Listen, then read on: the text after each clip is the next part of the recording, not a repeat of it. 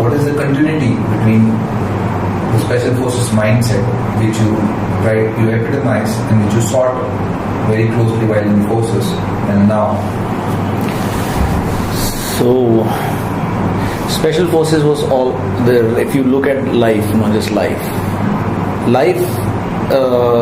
please, is all as per my understanding and my perception based on my experiences, right? There is not true or false. It is what I think and I feel. So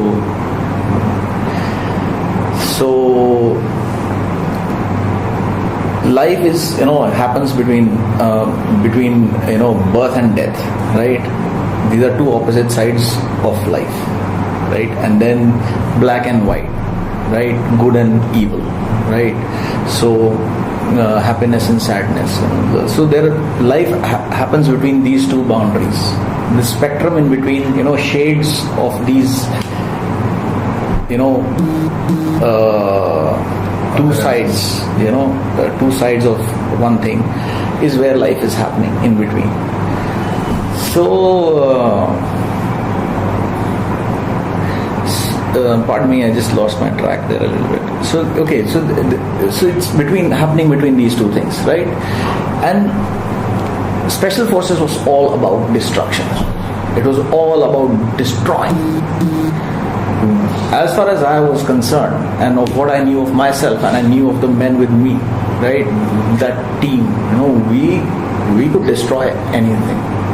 There was nothing that we cannot destroy, right? And it was as if that there is nothing beyond this in destruction.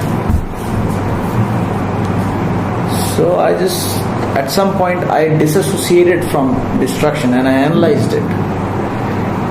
I'm fucking good at what I do, and I'm right now good at destroying stuff, right? So if I shifted this vision, this outlook, this way of living life to the other extreme, to creation, right? So let's see how we feel here. And I started realizing that this is much more than destruction. And Special Forces, where is the connect, right? So that's the background, right? From destruction to creation. That's energy being focused in one direction, picked up, focused in another direction. Choice was mine. Choice based on a simple logic, calculated logic, that life is about experiences. So I have to experience everything. This, seen there, been there, done that. Right?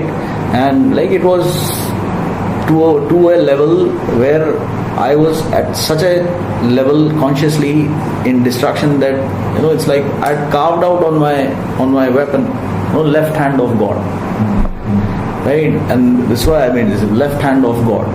So right hand of God is to bless, right? And left hand of God is to fucking chop it off, right? So I used to believe that we are the left hand of God. Right, so been there, yeah. And then I just experienced this. I had this experience. I got disassociated from this, and I was in a flow. I didn't know what I want. I was searching for something. I was looking back into my past and seeing what are the things that I enjoyed doing.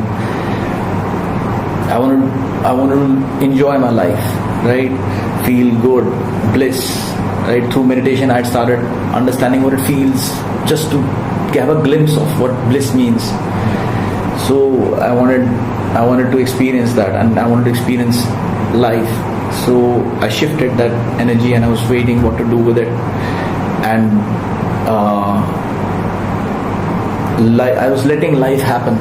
I learned to relax. I was in hospital, so the routine was very easy there, and I read a lot of things. I saw a lot of things on the internet and expanded my level of knowledge. I was very curious. I explored in a certain direction, and I met this Air Force officer, and he posed a problem to me. Jacob sir, मुझे ये करना है, मैं कैसे करूँगा? आप तो इसमें तो आप एक्सपर्ट होंगे. So I said, ऐसा तो कुछ, in my mind I just thought, in my mind, that if a problem is presented to me, somewhere, somehow in my experiences I've learned that if there's a problem, it can be solved. Finished. That's the starting point, right? So when it can be solved, so you start thinking like that. right? So I met this guy, problem solved, and I felt love. I felt an empathy. I felt, like I could be like that anytime. I could lose my legs. I've lived in a fucking profession where I could have died so many fucking times, right? And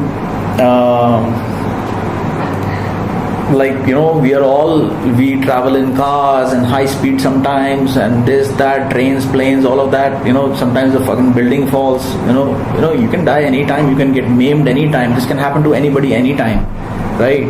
So I just felt, and Fauji bhi tha, so that kind of connection was also there, and I just felt as a human being, I can do that, And it's just a human being who asked me something here, sir, can you? Yes, sir. Let me find out. So I went and found out, and I saw that somebody had done something like that earlier. Yeah. So not only is it possible, it's been done before. Yeah. So I showed it to him, and then I started planning it. So the problem immediately which came up, there were certain problems that immediately started coming up.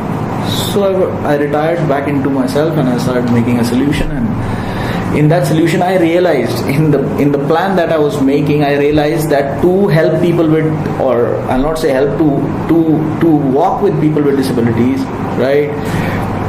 I would need to generate value for able-bodied people as well. So if I'm able to give value to able-bodied people, then I can generate so much of resources that I can channelize all of that towards this sizable, chunk of human life.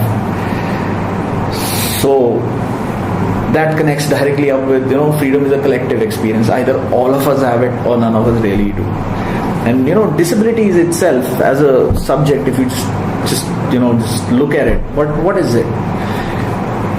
There is a supposed certain standard of what it means to be a perfect human being, right? Psychologically, you're supposed to be in a certain way, and physically you're supposed to be in a certain way, and that is called, a human being who's like totally fit. But actually, if you see the world and you see each and every human being in this world, each and every human being is flawed. As per this perfection, each and every human being is flawed.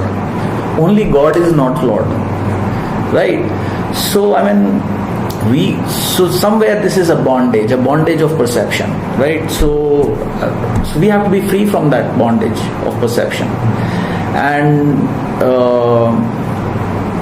everybody has issues, man. Everybody. You put me one person in front of me who doesn't have an issue. Like, I'll break him down and show him his issues, right? So you show me one man like that.